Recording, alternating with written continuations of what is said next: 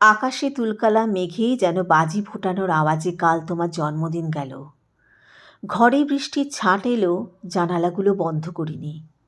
আলো নেভানো অন্ধকারে থেকে থেকে ঝিলিক দেওয়া বিদ্যুতে আমি দেখতে পাচ্ছিলাম তোমার মুখ।